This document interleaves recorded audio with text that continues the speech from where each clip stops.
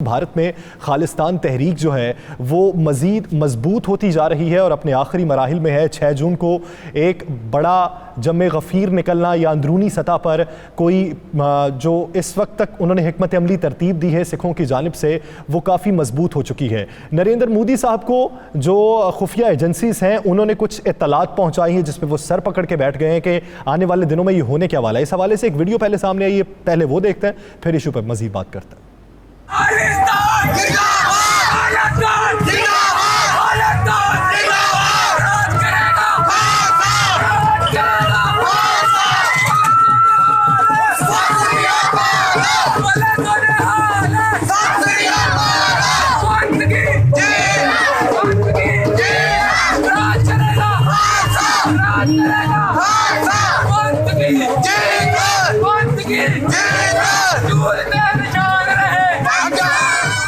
ये पाकिस्तान का सूबा बलूचिस्तान या सिंध या पंजाब नहीं है, ये कोई कनाडा की रियासत के मनाजिर नहीं है, बल्कि ये मनाजिर हैं भारतीय पंजाब के, जहाँ पर सिख बड़ी तादाद में निकले हैं और 6 जून के हवाले से हिकमत अमली तरतीब दी जा रही है कि अब हमें आगे करना क्या है। इस हवाले से नरेंद्र मोदी तक के तलात क्या पहुँची हैं, खुफिया एजेंसीज ने इस हवाले से अखज़ अब तक क्या किया है, राना साहब से जानेंगे। राना साहब, कितनी परेशानी हो सकती है नरेंद्र मोदी को खालिस्तान की इस तहरीक के हवाले?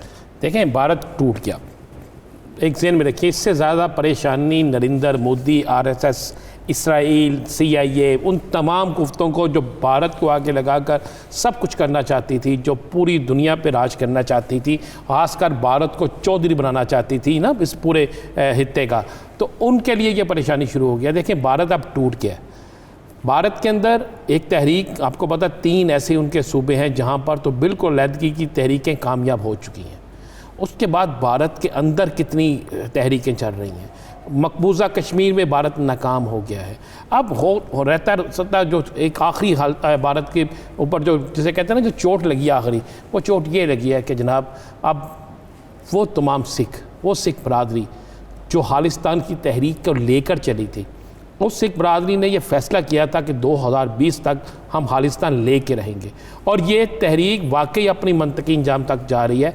भारत की खुफिया एजेंसियों ने बाकायदा रिपोर्ट दी है नरेंद्र मोदी को। उस रिपोर्ट में ये कहा गया है कि खालिस्तान की तहरीक मुसलमानों के भारत के अंदर शदीद मुजाहरे, मकबूजा कश्मीर में कश्मीरियों की तहरीक, इसके अलावा भारत के मुख्तलिफ सूबों के अंदर अलहदी पसंदों की तहरीकें जो हैं अब किसी सूरत में बज़ोर ताकत भी नहीं रोकी जा सकती, ये कहा गया। और ये भी लिखा गया है कि ये सारा कुछ जो है नरेंद्र मोदी की गलत हिकमत अमली और जुनूनीपन के बायस ये सब कुछ हुआ है। नहीं, अब हथकंडे क्या अपनाए जाएंगे? अब हथकंडे ये हैं कि जी आज देखें, ये आज की फुटेज है जो हम आपको टीवी पे जो दिखाई जा रही है।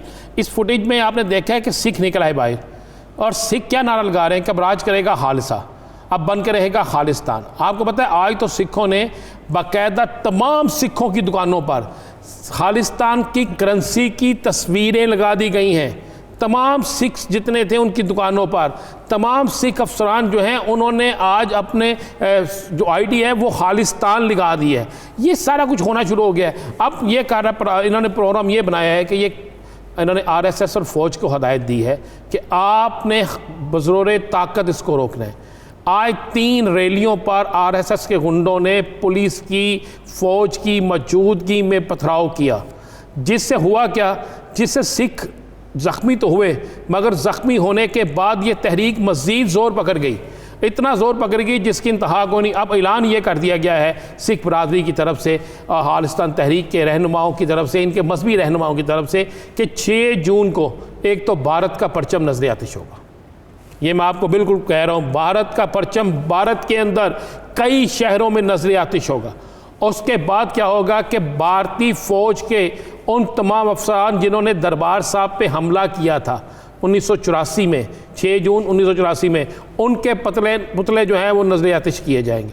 भारतीय फ़ौज के ख़िलाफ़ करारदादें पेश की जाएंगी और ये कह रहे हैं कि 6 जून से ये वाज़े कर देंगे कि अब हमने भारतीय करेंसी जो है इसको भी इस्तेमाल नहीं करना। हम डॉलर कर लेंगे इस्तेमाल, पाउंड इस्तेमाल कर लेंगे, भारतीय करेंसी इस्तेमाल नहीं करेंगे। भारतीय हुकूमत ये सोच रही है कि ताकत का इस्तेमाल किया जाएगा, लेकिन ये भी तो सोचना चाहिए कि ताकत के इसी इस्तेमाल की वजह से तो ये दरबार साहब पे आपने ताकत का ही तो इस्तेमाल किया, जिसकी वजह से सिख आपके मुखालिफ हो गए। तो ताकत का इस्तेमाल किसी भी मसले का हल नहीं होता। ये कब अवाम और हुकूमतें समझेंगी, ये वक्त ही बताएगा।